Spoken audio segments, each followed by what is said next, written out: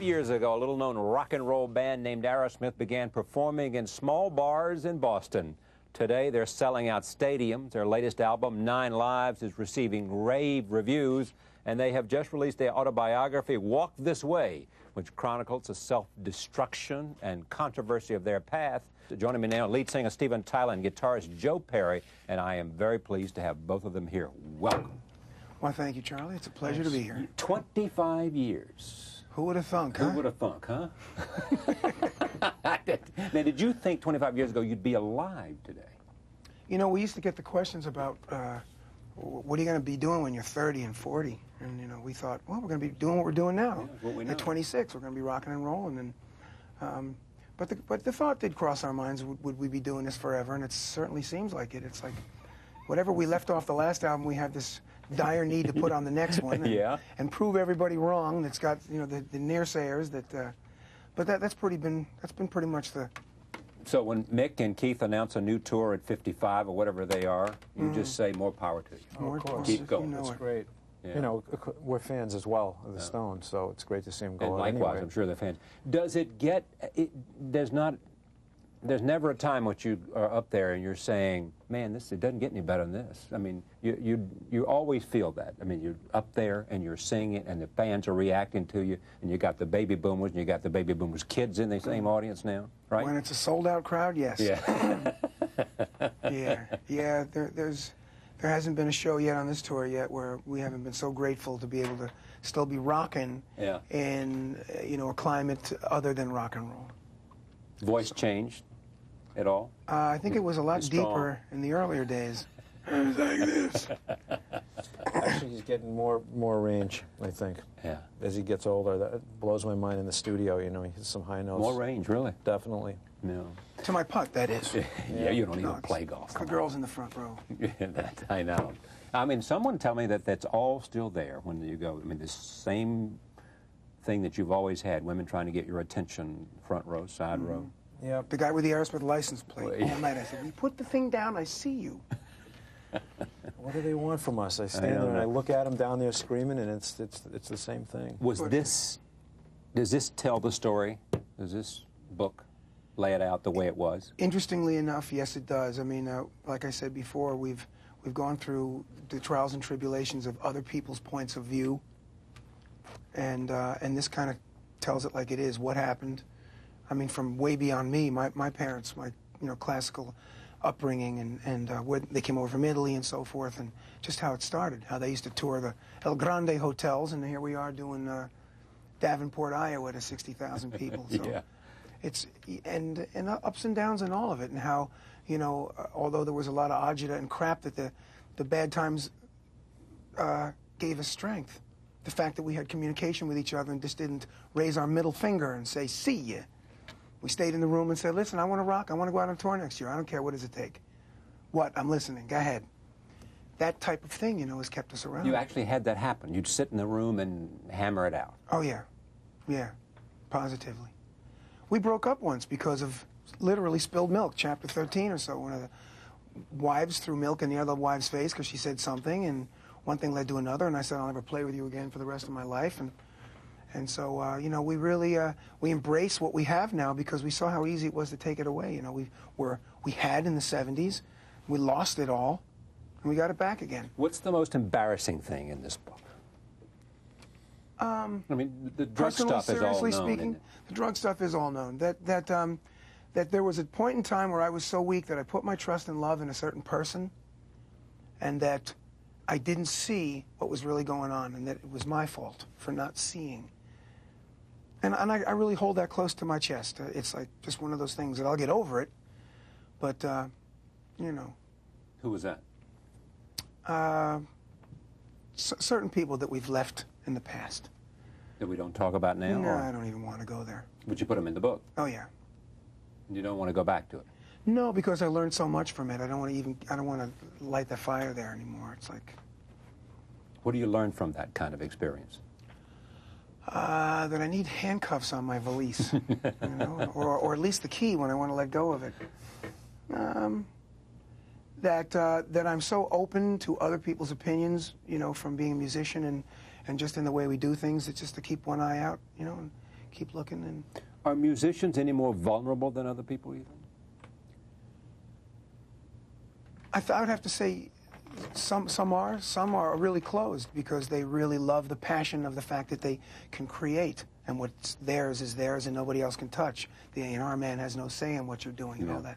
Well, so, you know, I think that musicians, as a lot of artists, are captivated by a muse. They're not really set up to do business.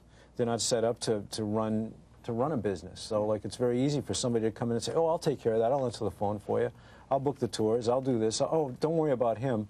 I'll take care of that. I'll take care of the bills." And after a while, you start giving that power to these people, and after a while, you find yourself, you know, I mean, history is full of examples of artists being ripped off and stolen from, and managers taking half the commissions, half the profits, and all that stuff. So I think from that point of view that you know, I know, speaking personally, for the things we've been through, that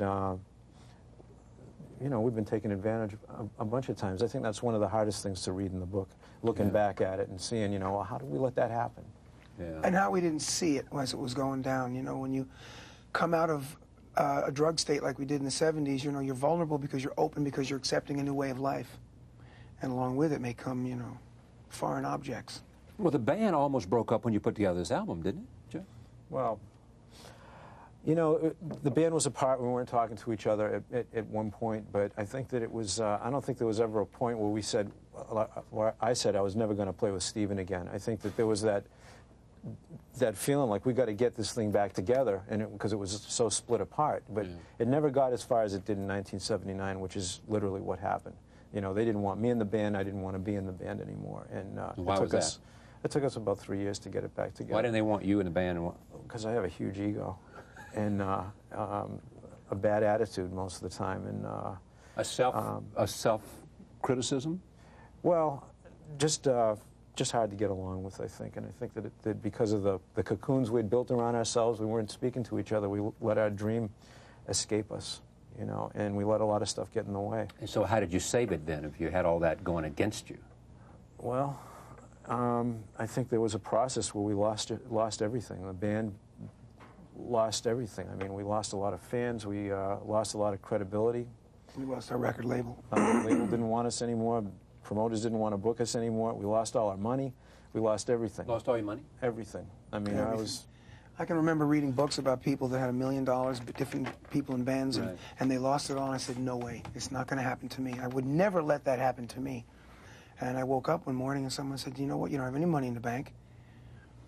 You don't even have a band. And it's like you go, what? And that would be scared the bejesus out of you. You don't even have a band. So what'd you say to yourself then?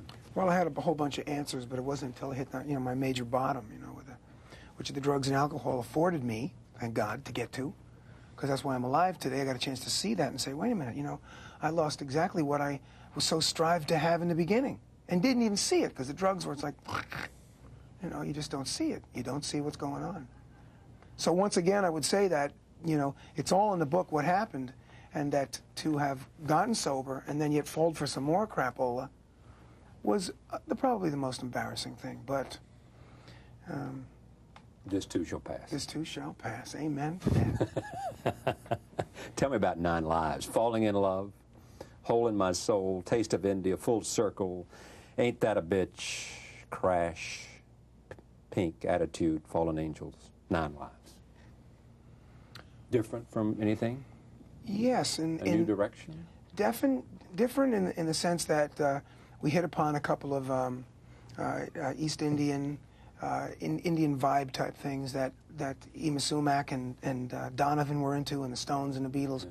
And it was something we never done together, so we wrote 9 Lives and Taste of India with Glenn Ballard, and so, you know, Pink, which is way different. You see, one of the things about Aerosmith, I think that is a feather in our cap as far as longevity goes, is that we've been able to be so different. Go from a song like 9 Lives into a song like Pink, completely different. A song like Train Kept A-Rollin' into Dream On. A song like Janie's Got a Gun into Eat the Rich. And so I think we did it once again on this album. Different feel, Indian vibe, access a different place.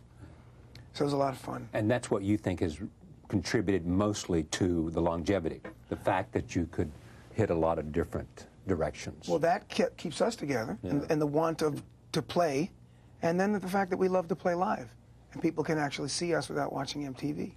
Like, we don't have any rules about what should go on the record. I know we've talked to other musicians. Well, we can't have that sound on there because that's not our band. Yeah. But if it makes noise, we try it. You know, if it's an Indian sarangi, we'll see if it fits. It goes on there. So the horizons are real broad for what we pick from. Who decides if there are strong dissenting views on what ought to be included in an album? We do a lot of fighting. Do you really? Just hammer it out. Oh, yeah. Fight for what you believe in. So heavy.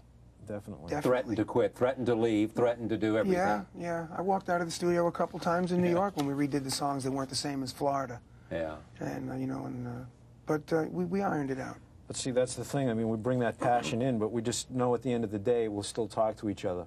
In the 70s, we would take it personally and not talk to each other and say, you know, like, what an asshole. How could he, you know, I don't want to be in the same room with him. Right. It's not like about marriage. that. At some point, you get together where you recognize we're in this for the duration, and so we can be. Well, there's so much more. I mean, even though the albums and the songs on it and the hits, the radio plays is why you guys are around, even though that's relevant, there's the thrill of walking on stage and throwing parties for 30,000 people at a whack and walking out and of every night that we give ourselves that gift, you know? So it's more than just that argument in the song. Even though at the moment I say, wait a minute, this song, I just wrote it, I want it to sound like that. This is what's going to get us to play in front of those people. But there really are a whole bunch of different things dancing around all at once. Are you strongly today making the argument against drugs so that if you say to yourself, if I can stop one kid from getting on that slippery slope, I want to do it? Of course, I feel really good about getting the letters from people saying, you saved my life. I do not do drugs anymore because I believed in you and blah, blah, blah.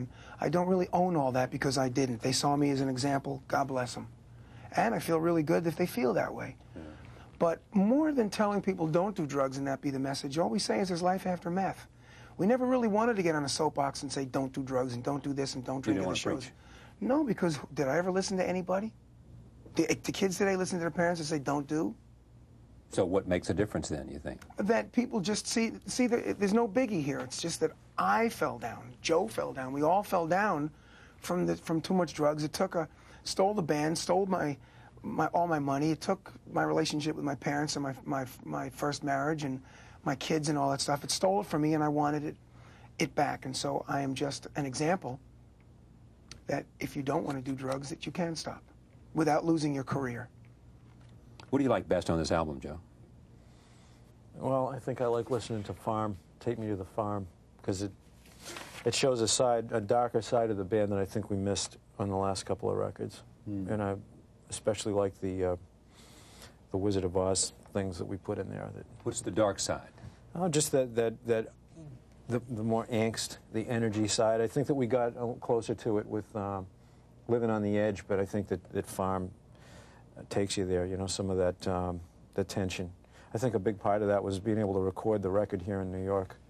You know, we'd make the walk from over here on the east side and over to the west side every day into the studio and get inspired by the traffic and the noise and all the hubbub, you know. And then you walk in the studio and turn on the guitars. It's great. The book is called Walk This Way, the autobiography of Aerosmith, written with Stephen Davis. The album, as I noted, is 9 lives. Thank you, guys. Thank you. Pleasure. We'll be right back. Stay with us.